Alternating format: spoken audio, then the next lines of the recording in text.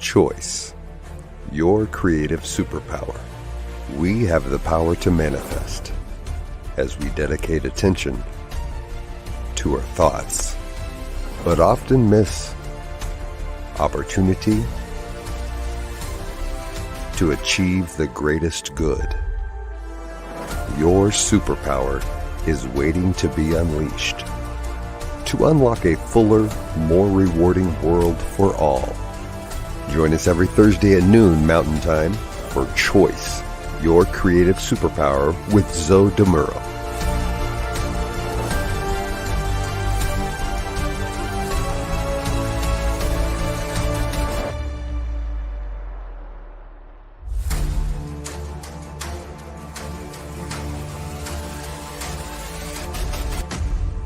And now, here's Zoe. Hello, folks. Welcome to the New Thought Media Network. My name is Zoe Muro, and I am delighted and honored to be your host for Choice, Your Creative Superpower, coming to you from Oakland, California, each Thursday at 11 a.m. Pacific Time, 12 noon Mountain Time. We are here to explore how you can wield your superpower for the greatest good and co-create your most fulfilling life experience. And I need to put on the right glasses. Oh, okay. Now I can see better. For those of you who are coming back, it's great to see you here again. And for you first-timers, well, welcome and thank you for tuning in. I'm a religious science practitioner with the New Thought Media Network, and as well as a transformational coach. My ministry as a practitioner and my mission as a coach are to help people live their lives to the fullest. So today, in episode 51, we'll be exploring the relationship between choice and humility. Personally, I find this topic to be absolutely fascinating because I think it's so incredibly misunderstood. We spend our time here talking about our creative superpower, choice. Yet there most certainly are connections to the concept of humility, despite how it might seem to be the antithesis of a superpower. Well, let's consider what a superpower is. Of course, I don't mean countries or governments. I'm talking about the term that came into being, actually through comic books in the late 30s, 1930s, that is, to describe fantastical superhuman abilities like Superman's ability to fly, or Wonder Woman's strength, or the Flash's speed. But here, when we talk about a superpower, we're looking at it from the perspective of reaching the peak of human potential. And of course, the peak of human potential means being ever closer to our divine truth. Being able to live the most fulfilling life possible based on how we co-create our life experience, I believe that qualifies as a superpower. Now, here are some definitions to start us off. For example, humility is described as the quality or condition of being humble. Okay? That tracks. It's lowliness of mind, a low estimate of oneself, self-abasement, an act of submission, the quality of not being proud because you are aware of your bad qualities. But now it gets a little more interesting because we'll see that it also includes, in the dictionary definitions, the feeling or attitude that you have no special importance that makes you better than others. And lastly, freedom from pride and arrogance. It's really those last two that actually allow us to move forward into why humility is a truly important topic to explore.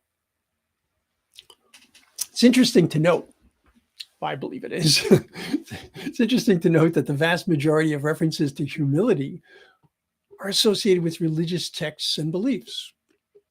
Now, as always, I absolutely will not denigrate anyone's belief system. But I do find myself that many of the references are based on the premise that humankind is bereft of any real value except through the forgiveness of a deity. Now, if you are a proponent of New Thought, this is probably not a driver in your life, nor is it in mine. What is particularly interesting to me as a student of a variety of different sacred texts is that it's not uncommon that many passages which address humility will have translations for words like meek, for example, which are not what the author necessarily intended. Excuse me. When you go back to the Greek and the Aramaic and all of the different ways that the various texts have been written, you'll find that it's very common that words which have been translated as meek or as subservient actually originally were meant to mean gentle or unpretentious or in balance. Now, regardless of your beliefs, I think that when we look at the many ways that our lives can be affected by our acceptance or our rejection of humility, we'll see that regardless of how one comes to humility, the benefits basically remain the same. Okay, so again, I do not mean in any way to denigrate anyone's beliefs.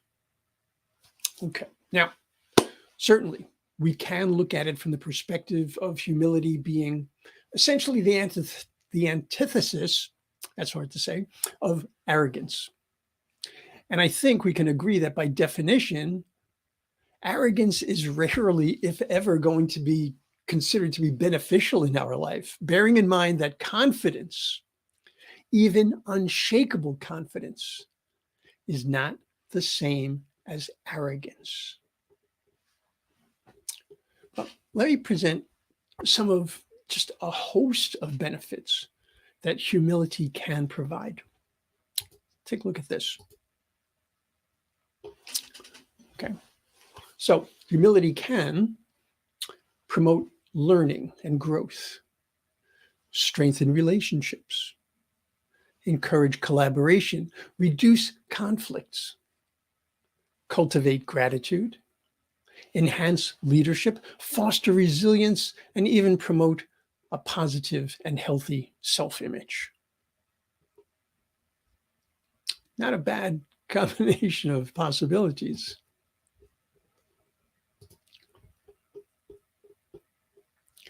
So I want to look at these in more depth. Now, I want you to understand that I'm not necessarily going to try to negate everything in the dictionary definitions of humility, which I noted earlier. Rather, I want to put them into a different framework.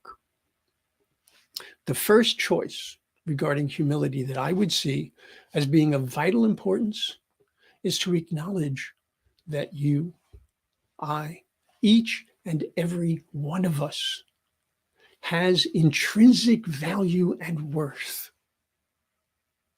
Right? Each and every one of us has intrinsic value and worth. So let's just start right there. To think of oneself as being worthless or inadequate is not a sign of humility, but it is much closer to humiliation because it's essentially denying one's very being. How can choosing humility promote learning and growth? Well, let me begin with the story. This is the story of the Zen master and the scholar. A scholar once visited a Zen master in order to learn about Zen Buddhism. The Zen master was happy to share his knowledge, but the scholar kept interrupting him with his own opinions. It became clear that the scholar was more interested in expressing himself than in listening to the Zen master. As a result, the Zen master stopped speaking and began preparing tea for the scholar. While pouring the tea into the scholar's cup, The Zen master continued to pour even when the cup was full, causing the tea to spill over the table. The scholar was puzzled when he asked the Zen master why he was doing this. And the Zen master explained, just like this cup, your mind is already full of your own thoughts and ideas. In order to truly understand my teachings, you must first empty your mind of these preconceptions. Now, we've spoken before of the Buddhist concept of beginner's mind. The Japanese call this shoshin. It refers to having an attitude of openness, eagerness, and a lack of preconceptions when studying, even at an advanced level, just as a beginner would.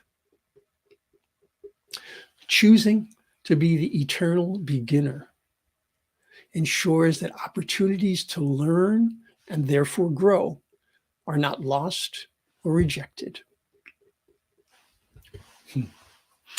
People who understand and choose to allow their humility to guide their actions and reactions, they tend to be more approachable, more understanding, and more conscious of others' struggles and achievements, making them better partners, better friends, and capable of establishing and nurturing stronger relationships.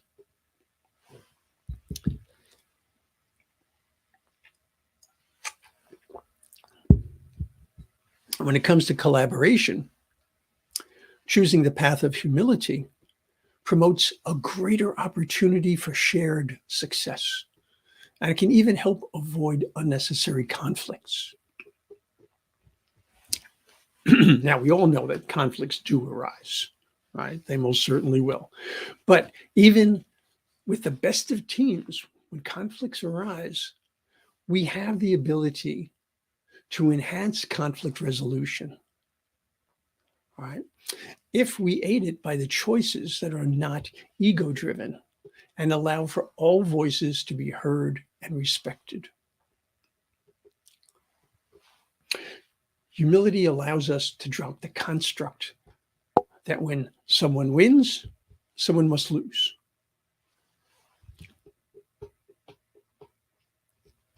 As you'd imagine, these are traits that any leader could benefit from. Now, a humble leader chooses to lead by example, not by fear, not by domination, not by edict. No, they choose to collaborate, not dominate. A humble leader chooses to put the needs of the team or the organization, whatever it might be, at the forefront, not to further their own self-aggrandizement. We've been looking at how humility affects our choices. All right. Now, what I'd like to do is I want to turn this around, and I want to consider how humility is affected by our choices. All right. What we found in many of these episodes, if not every episode, is that there's always this yin-yang aspect of this, that whatever our topic is affects choices, and choices affect our topic. So, what choices can we make which will actually foster humility? I suppose the most obvious choice is the choice to be humble in the first place. It can take courage to be humble at times. Will my accomplishments be recognized? Can people see just how much work went into what I did accomplish?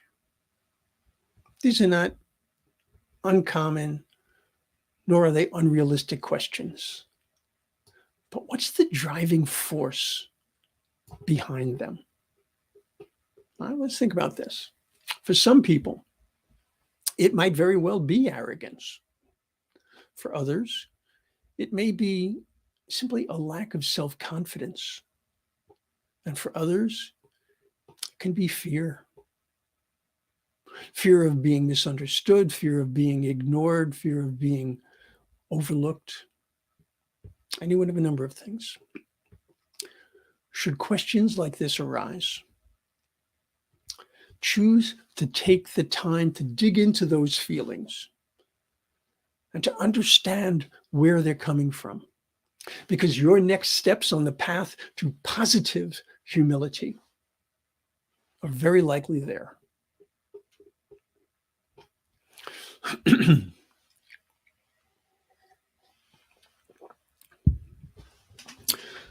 Choosing a growth mindset rather than a fixed mindset has a tremendous impact on humility. We've spoken about growth mindset and fixed mindset a number of times, but very, very quickly, a growth mindset is one that treasures not only the outcome, but also the effort. It's one that, again, is a beginner's mind type concept. The idea that there is always more that we can learn, and that learning is not a sign of lack, but it's a sign of actual strength. It's a sign of abundance, being able to bring in more. Okay, so a fixed mindset, precisely the opposite of that. The fixed mindset is one where one says, nope, nothing new needs to come in. I've got it all done. This is the way it has to be every single time. It's very limiting. So choosing a growth mindset definitely has the impact on humility that we're looking for. So can you appreciate and even celebrate those moments when things do not come together, when the solution or the product or the service, whatever it might be that you thought would work, just did not? Being able to be gentle with yourself, showing self-compassion, is an important part of nurturing your humility. Okay.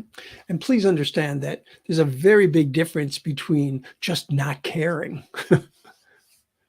and being able to accept each attempt as a success in and of itself, because it teaches you something. By choosing to accept responsibility for our actions, rather than looking to blame someone else, being able to choose to learn, to adjust, to adapt, rather than feeling defeated, that is a sign of positive humility. Bear in mind that we often learn so much more from our missteps, our so-called failures, than our clear successes. And as an added bonus, our ability to be compassionate with ourselves helps us to be more compassionate and understanding with others.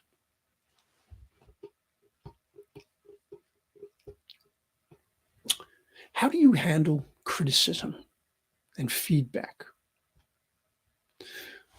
Do you look for feedback that you know will be positive, but shy away from what you believe or know will be critical?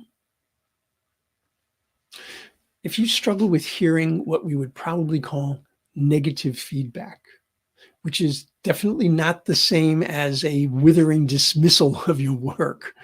I mean, I'm not talking about people that just come in and want to trash everything, stomp all over you. Now, I'm talking about people that are actually giving you information that is very helpful. It allows you to move forward. All right. So if you are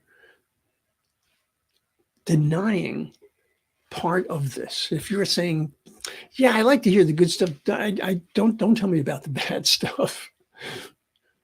What's evoking that response in you? Okay.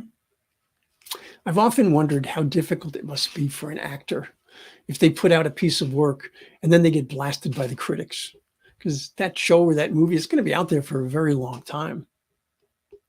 You know, If an actor allowed themselves to be shut down by the criticism, they might never work again. Likewise, baseball players. I love this aspect about baseball players. They have a batting average.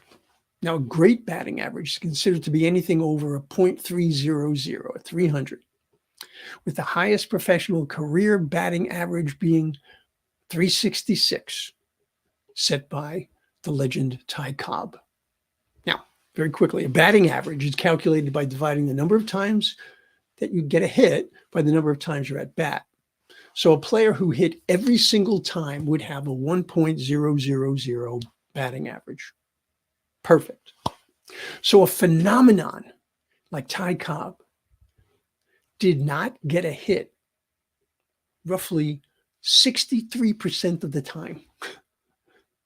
Now think about it. To know that you will likely fail nearly 2/3 of the times that you try something, and you still get out there and push anyway, that's positive humility. In fact, what that humility allows for is perseverance. And perseverance is powerful.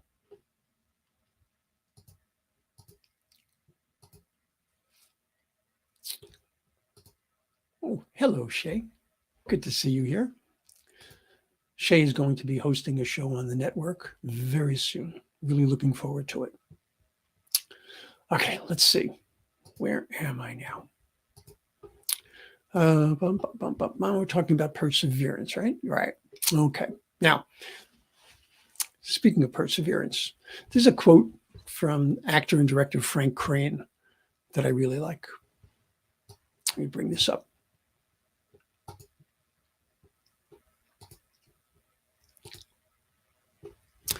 What you want to be eventually, you must be every day. With practice, the quality of your deeds gets down to your soul. I love that. The quality of your deeds gets down to your soul.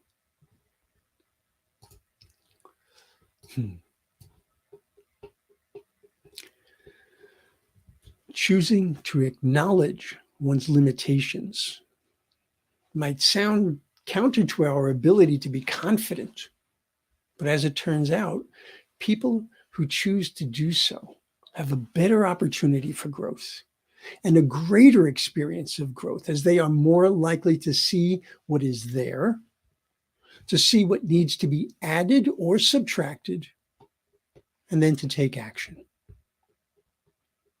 By the way, that action, that action might very well be asking for guidance or instruction. Another example of how humility can be an act of courage. Okay. It's so important to recognize our connection in so many ways and so many times. All right. Asking for help, an act of courage, an act of humility. In addition to asking yourself, what is mine to do? Asking yourself what the impact of your action or reaction might be is another way that we can look at humility, true humility. This outward focus, this outward consideration helps us to understand what is more likely to contribute to the greatest good of all, rather than thinking solely of ourselves. Now, I realize I've been using terms like positive humility and true humility. I'm doing it very deliberately because choosing to be proud, but not prideful, choosing to recognize one's self-worth without the need to shout it from the rooftops, choosing to recognize the worth of others without fearing it overshadowing our own worth. These are all ways that we exhibit our humility and how we nurture our humility. So Today, I want to close with this quote from Charles Caleb Colton. Okay. The greatest friend of truth is time. Her greatest enemy is prejudice, and her constant companion is humility. There's that concept of the inventory, if you will, the ability to see what is needed, but also the ability to see what is there.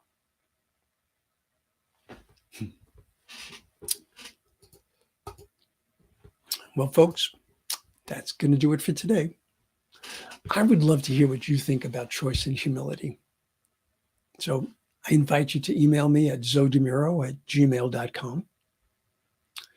You know, I always hold whatever you share with me in complete confidence, of course. And I'm always interested in knowing what topics relating to choice that you would like to explore, or you would like to see me explore, that is, in a future episode.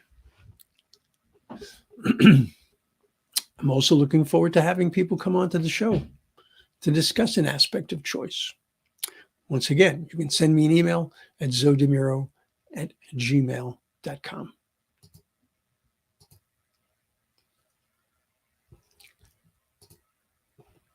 Oh, thanks, Garrett. You're very welcome.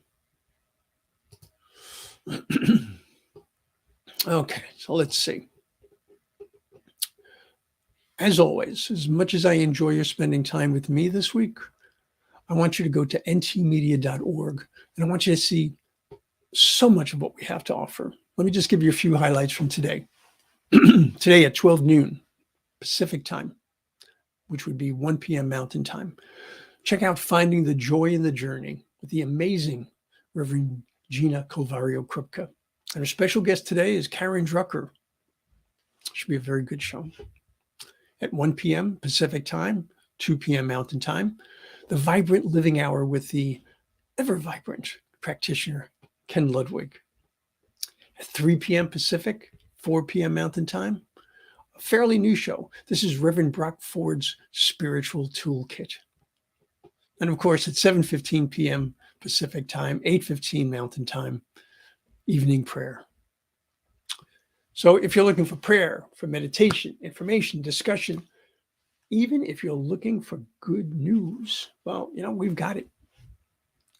And it takes our time, it takes our talent, and it takes treasure to be able to bring all of this goodness to the world. So if you can, go to ntmedia.org/donate and help us make this a world that works for everyone. I look forward to seeing you again next week. Until we meet again, choose well, choose wisely. It's your life. You're very welcome, Shay. All right, folks. See you soon. Choice, your creative superpower. We have the power to manifest as we dedicate attention to our thoughts, but often miss opportunity to achieve the greatest good. Your superpower is waiting to be unleashed to unlock a fuller, more rewarding world for all. Join us every Thursday at noon Mountain Time for Choice, your creative superpower with Zo DeMuro.